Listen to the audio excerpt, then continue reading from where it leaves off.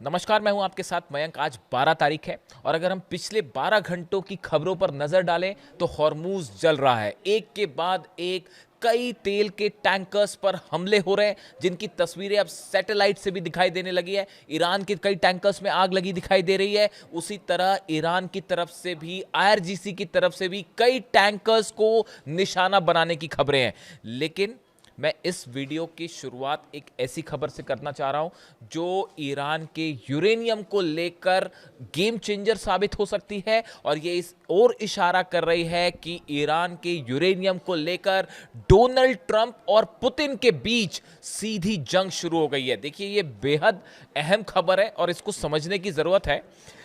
देखिए, ये सब आप जान रहे हैं कि ईरान की तरफ से जो प्रस्ताव सामने था वो ट्रंप को नामंजूर है। ट्रंप ने जो शर्तें रखी वो ईरान को नामंजूर है, और हालात ये है कि ईरान एक बड़ी जंग के लिए तैयार है।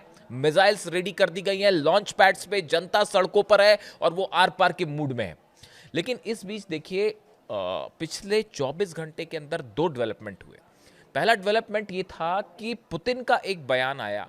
उन्होंने इस बात को दोहराया कि वो ईरान के यूरेनियम को अपने पास रखना चाहते हैं, रखने के लिए तैयार है, उसको ट्रांसपोर्ट करके रूस लाने को भी तैयार है। अच्छा, ये सब कब हो रहा था? जिस बीच में ईरान ने जो है वो अपना प्रपोजल डोनाल्ड ट्रंप के सामने रख दिया था, और डोनाल्ड ट्रंप की बातों को, शर्तों को मानने से ईरान ने मना कर दिया। यानी साधारण सी बात थी, यूरेनियम को लेकर बात फंस चुकी है। इसी बीच पुतिन का बयान आता है कि ईरान का जो यूरेनियम है, एनरिच्ड यूरेनियम, हम वो रूस में रखने को तैयार हैं, हम ट्रांसपोर्टेशन के लिए भी उसके तैयार हैं। उन्होंने 2015 में जो समझौता हुआ उसका भी जिक्र किया था। लेकिन जब पुतिन का ये बयान आता है, उसके कुछ ही देर बाद डोनाल्ड ट्रंप का बयान आता है। और डोनाल्ड ट्रंप अपने बयान में क्या कहते हैं? देखिए, डोनाल्ड ट्रंप अपने बयान में कहते हैं कि ईरान का यूरेनियम जहां पर होने का अंदेशा है, असल में ट्रंप ये कहना चाह रहे हैं, जो ऐसा मान के चला जाता है कि जो न्यूक्लियर ठिकाने हैं, सेंटर्स हैं जिस पर अटैक हुए थे 12 दिन की जंग के दौरान, या बाद में भी हमले हुए थे, उसके नीचे मलबे में ईरान का एनरिच्ड यूरेनियम हो सकता है, ये अमेरिका मान के चल रहा है। अब डोनाल्ड ट्रंप क्या कहते हैं? डोनाल्ड ट्रंप कहते हैं कि जिन साइट्स पर न्यूक्लियर एनरिच्ड यूरेनियम है, अगर कोई भी उसके पास भी जाने की कोशिश करेगा तो हम उसको धमाका करके उड़ा देंगे। देखिए, पुतिन का यह कहना कि हम यूरेनियम को अपने पास रखने के लिए तैयार हैं, और उसके फौरन बाद डोनाल्ड ट्रंप का यह कहना कि अगर कोई भी उस एनरिच्ड यूरेनियम के न्यूक्लियर साइट्स के आसपास भी आता है तो हम धमाके से उसे उड़ा देंगे। क्या यह डोनाल्ड ट्रंप की सीधा धमकी थी पुतिन को? देखिए, ऊपर से देखने में भले ये लगे कि ये जंग अमेरिका और ईरान की है, लेकिन अब ये बड़ी जंग शुरू हो चुकी है इंटरनेशनल लेवल पर। इसमें कई सारे प्लेयर्स हैं। जिनपिंग बड़े प्लेयर हैं, पुतिन बड़े प्लेयर हैं, डोनाल्ड ट्रंप हैं, और ईरान का अपना पक्ष है। अब देखिए, बयान आता है डोनाल्ड ट्रंप का। अब डोनाल्ड ट्रंप ने देखिए क्या कहा। The president went so far as to boast that space forces surveillance is so good that it could identify someone who look to retrieve the uranium. इन्होंने कहा, डोनाल्ड ट्रंप ये कह रहा है कि हमारे सैटेलाइट्स जो हैं वो ईरान के उन ठिकानों के ऊपर नजरें बनाए हुए हैं जहां पर यूरेनियम हो सकता है, और अगर उसको वहां पर कोई उसके आसपास भी आया, उसे हटाने की कोशिश हुई तो हम उड़ा देंगे। क्या डोनाल्ड ट्रंप को यह डर सता रहा है कि ईरान का यूरेनियम रूस जा सकता है?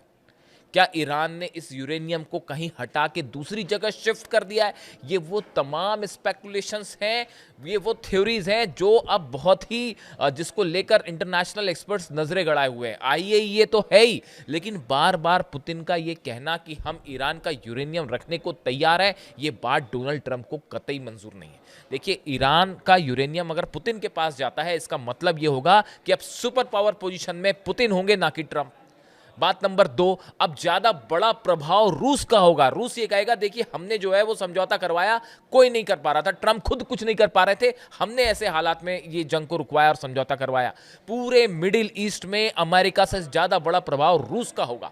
ना सिर्फ, चौथी बड़ी बात आप देखें, जितने अरब देश हैं उन सब पे पुतिन का रिलेशनशिप उन सब के साथ बेहतर होगी, ईरान के साथ तो है ही।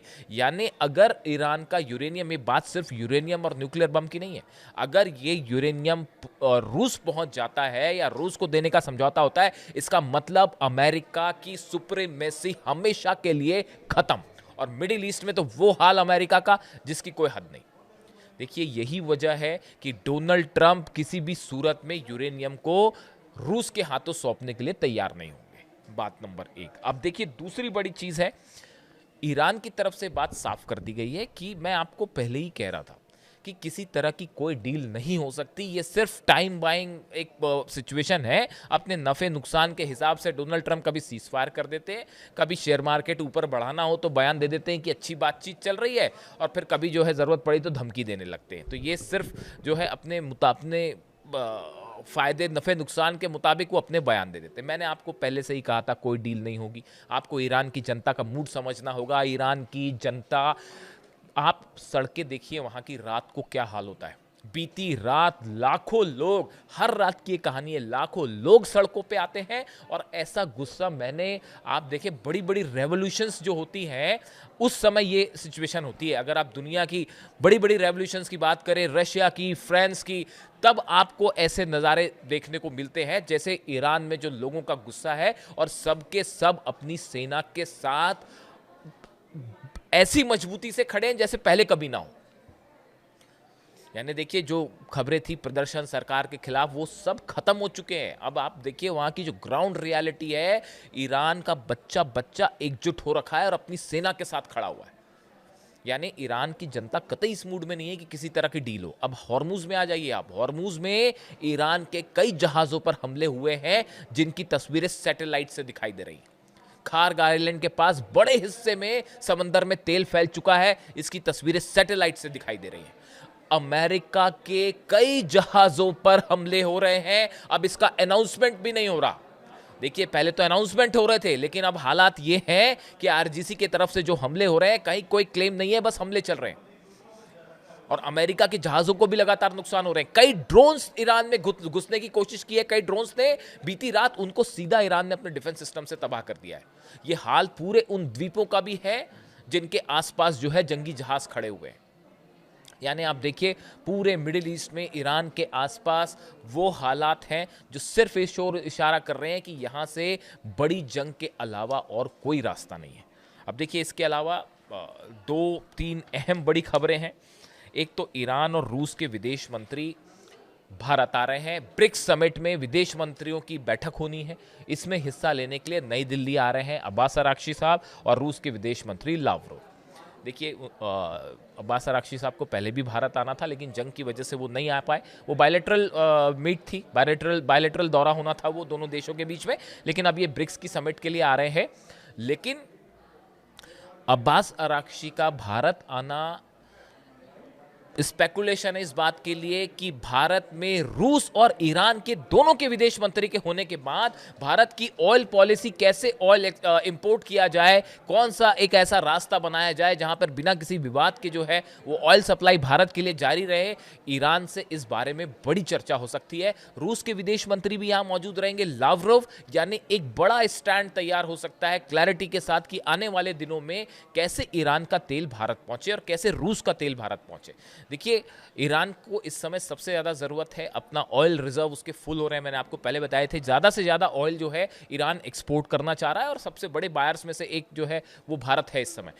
तो अब ये सप्लाई ब्लॉकेड की वजह से उतनी फ्री फ्लो नहीं हो पा रही जैसे पहले थी। तो इसके लिए क्या सॉल्यूशंस हो सकते हैं, क्या रास्ते हो सकते हैं, इस पर एक विस्तार से चर्चा बन सकती है इस यात्रा के दौरान। अब्बास अराक्ची साहब की भारत यात्रा बेहद अहम होगी कई लिहाज से, और ये यात्रा ऐसे समय में हो रही है जब डोनाल्ड ट्रंप चीन की यात्रा पे जा रहे हैं। उनकी जिनपिंग से मुलाकात होगी। देखिए ये विजिट ऐसी होगी जो कि शायद ईरान को लेकर और हॉर्मूज को लेकर एक कोई बड़ा फैसला हो सकता है, और फैसला चीन में हो सकता है।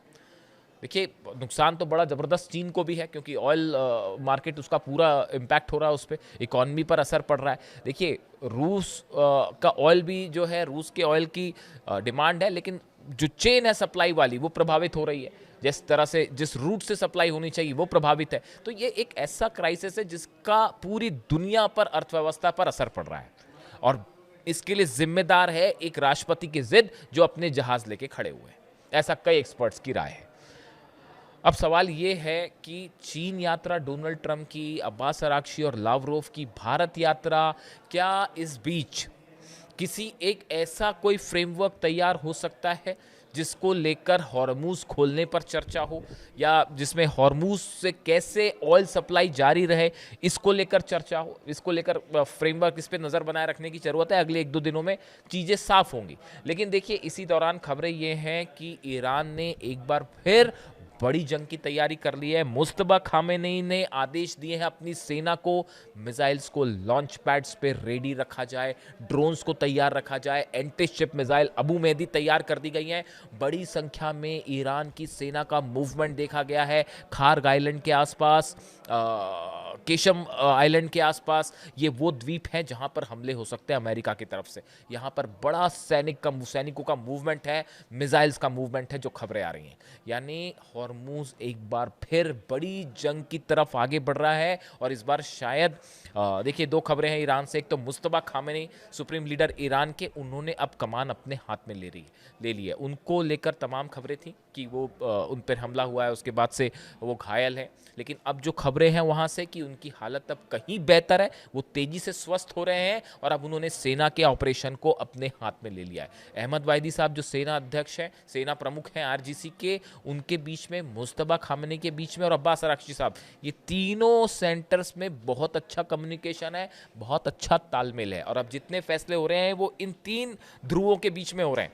और अब्बास अराक्ची भारत के दौरे पे आ रहे हैं। निश्चित रूप से भारत और ईरान के रिलेशनशिप के लिए ये बड़ा दौरा होगा, इस पे नज़रें बनाए रखने की ज़रूरत है। लेकिन हॉर्मूज में तनाव अपने चरम पर है और लगातार देखिए, सीज़फायर है लेकिन वो सीज़फायर नाम का रह गया है। ऐसी कोई रात नहीं जा रही जब हमले ना हो, जब ईरान पे ड्रोन ना घुसते हो, ईरान का डिफेंस सिस्टम एक्टिव ना होता हो, खार्ग आइलैंड के आसपास हॉर्मूज में किसी जहाज पर हमला ना होता हो और ईरान की सेना पलटवार ना करती हो। कई अमेरिका के जहाज़ों पर फायरिंग की खबरें हैं और ये अब ये हालात आ गए कि कोई इसे क्लेम भी नहीं कर रहा। ऐसे में जो यूएई पर हमले हुए, कतर पर हमले हुए, कुवैत पर हमले हुए, ड्रोन स्ट्राइक जो हो रही हैं लगातार, ये कहाँ से हो रही हैं, ये भी अपने आप में एक सवाल है। कहा तो ये भी जा रहा है कि इजराइल ने जो अपना सीक्रेट एक बेस बना रखा है इराक में, वहाँ से टेक ऑफ होके ये हमले हो रहे हैं।